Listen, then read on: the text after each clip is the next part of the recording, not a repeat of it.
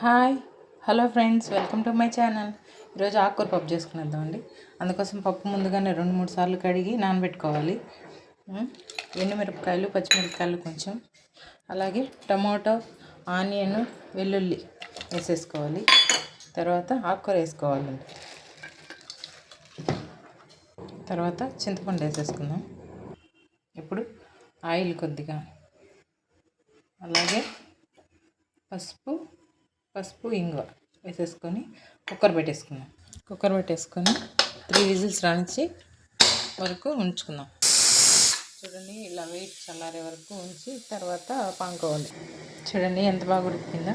ఇప్పుడు ఆకును వరకు సపరేట్గా తీసుకొని పామేసుకోవాలి.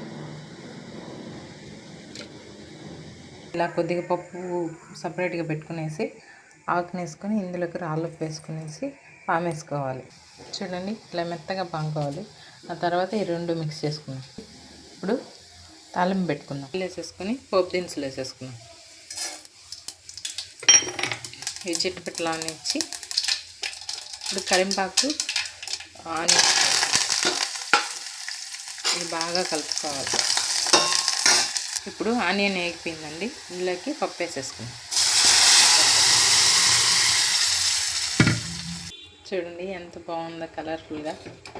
ఏదైనా చేసే విధానాన్ని బట్టి కూరకు టేస్ట్ వస్తుందండి.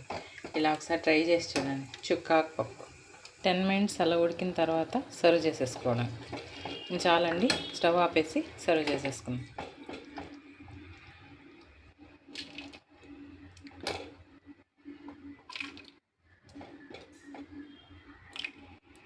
అంతేనండి. Thanks for watching.